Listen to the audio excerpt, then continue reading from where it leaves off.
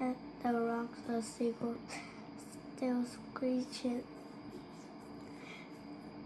Jack could barely see the steep path leading under into the floor. Go slowly, Jack whispered to Annie as they started down. Oops, said Annie. He slid and fell toward bumping into Jack. My foot got caught in my stupid dress, shh, said Jack. He held on to Annie. They listened as pebbles and rocks rolled down the cliff. Jack took a deep breath. We got to rush out for Vikings too, he whispered. They started down the steep path again. They went one step at a time. The sound of the waves against the rocks grew louder.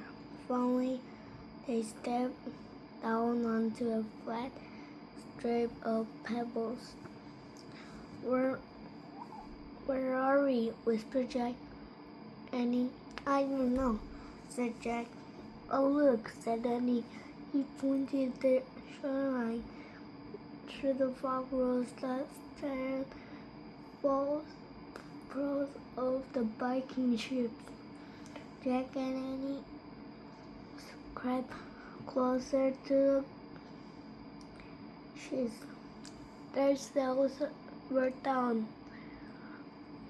Each ship has been tied to a tall, giant rock. They seemed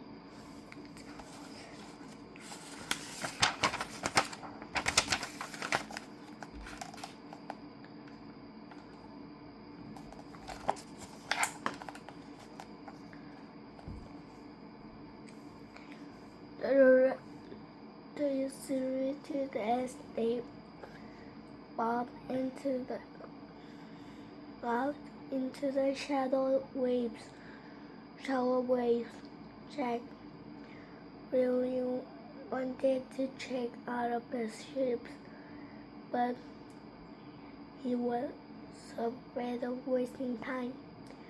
We better find a treehouse, he said to Annie. They crept away from the three Viking ships. Suddenly, they froze. Through the mist, they saw a group of Viking warriors. The Vikings were looking at the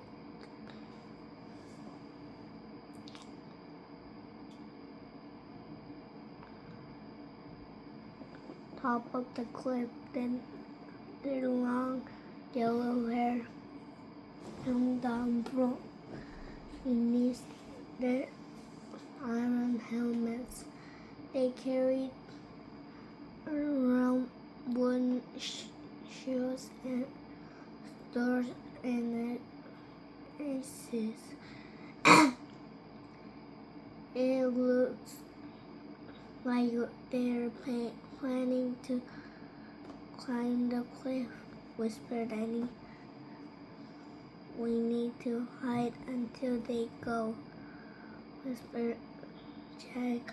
And we can look for the treehouse. Let's hide in a ship, said Annie.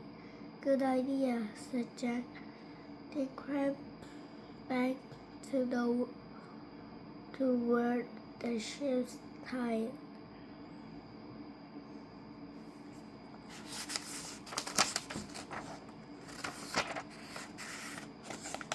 Jack was happy to see that the size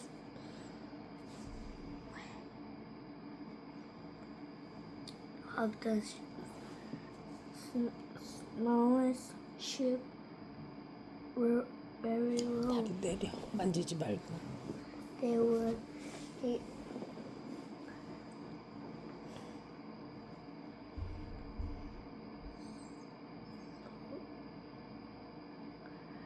like to be able to climb over them. You go first, said Annie. Jack waded through the shallow water. It was cold. He reached the ship and grabbed one side. He pushed himself and walked into the ship's deck. The ship jerked forward. Jack looked at the shore. It was now 30 feet away. The ship's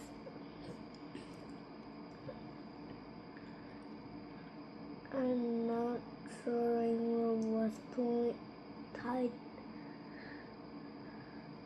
The parent bubbled up and down the waves, above in the movement of the ship.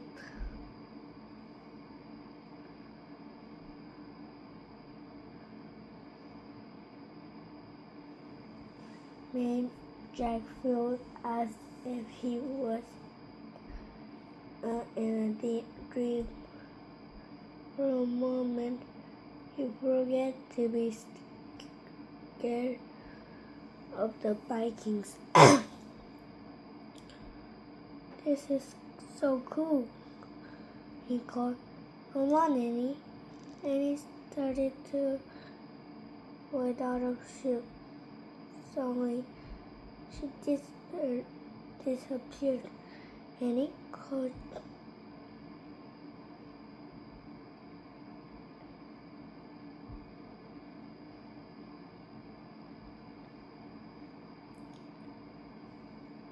Jack, Her head popped out of the water. He splashed with her arms. It's deep, he gasped. My dress too heavy. It's the rope, called Jack. Like when we climbed the stairs. Annie grabbed the rope that scratched it from ship to her weight as she began inching along it. Hold on tight, cried Jack. I am, gasped Eddie. He kept going hand over hand along the rope toward the ship. When Annie got close to the ship, Jack reached out to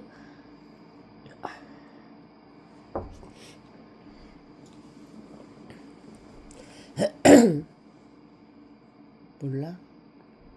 몰라서 안 하는 거야? 어떤 거? 헬프를 몰라? help her as he 왜 pulled 거짓말해? her in. The side of the ship dipped down. Then the rope went slack and the Viking ship sailed out to sea. Annie floated to the deck of the ship. Jack pulled out the rope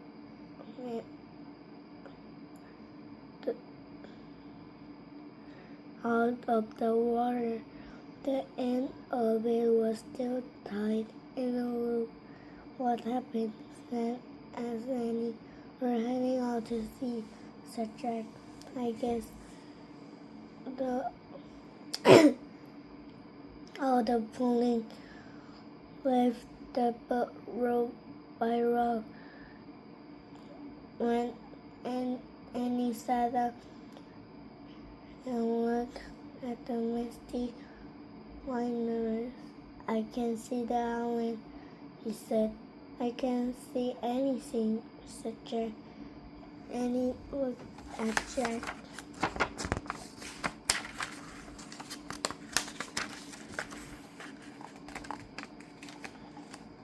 Do you think this is our darkest hour? He asked. I don't know, said Jack. Maybe the book will help. He pulled out of the research book. He found a picture of the Viking ship. read the caption aloud. Viking warships were the best ships of their kind. When there's no wind, the crew would take down the sails, row with oars. The smallest ships had 4 rowers, and the largest had many as 32 rowers that unbolted that store there beyond buildings. Great,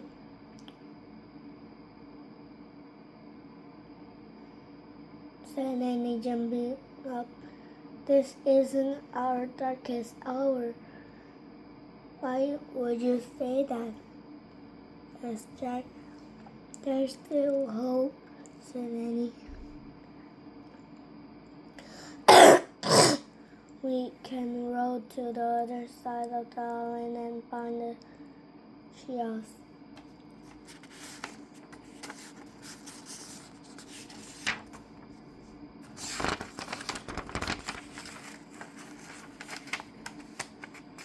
I'm not, said Jack.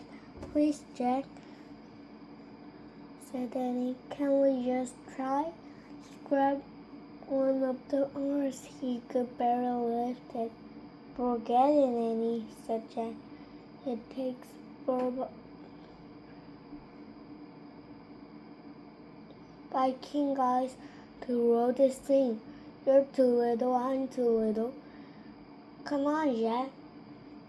Just try, said Annie. You can get on a or two. We'll see from boxes across from each other. Oh, brother, said Jack. Annie drank everyone or over to a storage box. I'm not doing this alone, he said. Jack ran. Then he grabbed an oar to the box across from Annie. Cool, said Annie. He peered into a storage box. Look, one for each of us. He lit out 2 small Viking helmets. Maybe these were made for Viking kids who sometimes ride in the ship, said Annie. Maybe, said Jack.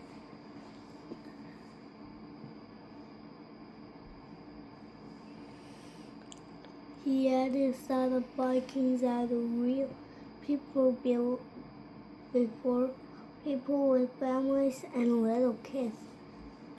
Jack, Annie pulled over her scarf and put a helmet on her head. Now I feel like a Viking too, he said. I bet it will help me row. She handed Jack a helmet. He put it on. It made him feel different.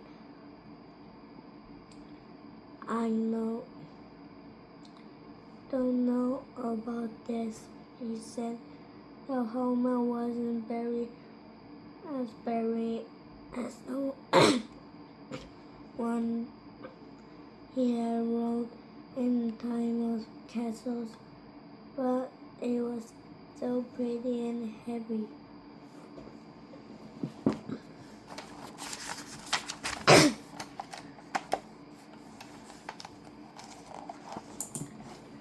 Well, I'm better with my own, said Annie. Jack smiled.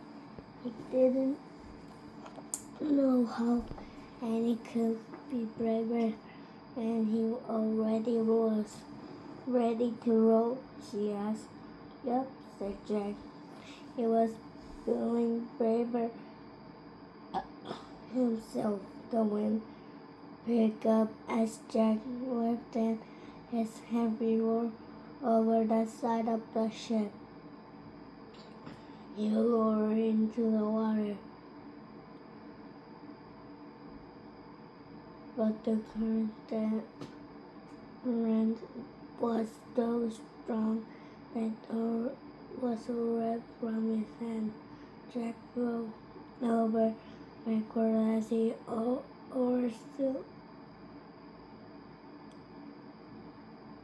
slid into the sea. How else my oar? And he yelled. Jack woke up as rain started to fall. The sky was black. A gush of seawater poured over the side of the ship. Brr, said Annie as he tried to stand. The black sky shook with thunder and flashed with lightning. Jack crawled to the side of the ship and pulled himself along. Another huge wave was coming right toward them. This is our darkest hour now, cried Annie. Get brother Michael's book. Jack reached into his leather bag. He pulled out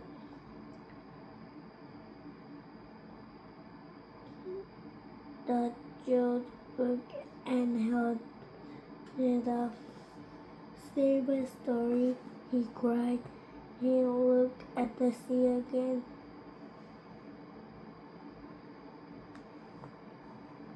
What he saw made him scream. Rising from the oncoming wave was a giant sea serpent.